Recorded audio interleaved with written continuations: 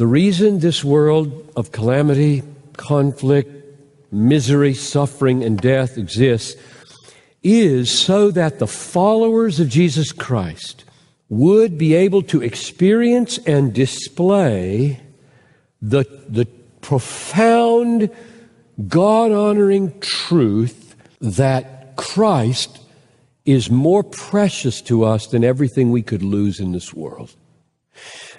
A world of loss exists so that you and I, by not murmuring or complaining or getting angry at God, but rather resting in Him and trusting in Him, could show the world and testify to our own consciences that God is more precious to us than everything that we just lost. That's why the loss exists. I'll read the verse from which I get that. This is Philippians chapter 3, verse 8.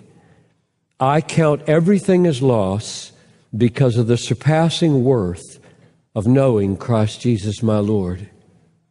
For His sake I have suffered the loss of all things and count them as refuse in order that I may gain Christ. All loss is meant to show in the heart of believers that Christ is more precious than what is lost. You've got two options every time you experience a loss. You can hate God or you can hate sin. Because all loss entered the world through sin and is intended to portray the horrors of sin. My wife and I were married in 1968.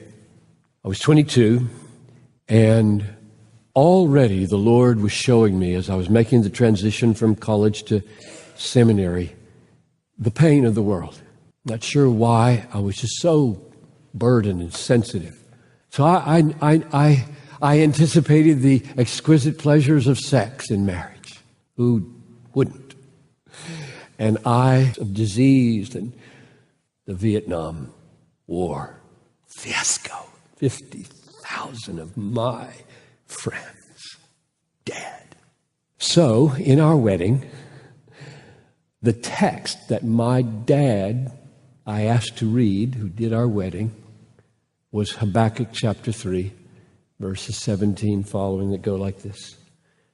Though the fig tree should not blossom, nor fruit be on the vines, the produce of the olive fail, and the fields yield no food, the flock be cut off from the fold, and there be no herd in the stalls. Yet I will rejoice in the Lord. I will take joy in the God of my salvation. We've been married 46 years, and it's been very hard. Still is. For reasons you don't need to know.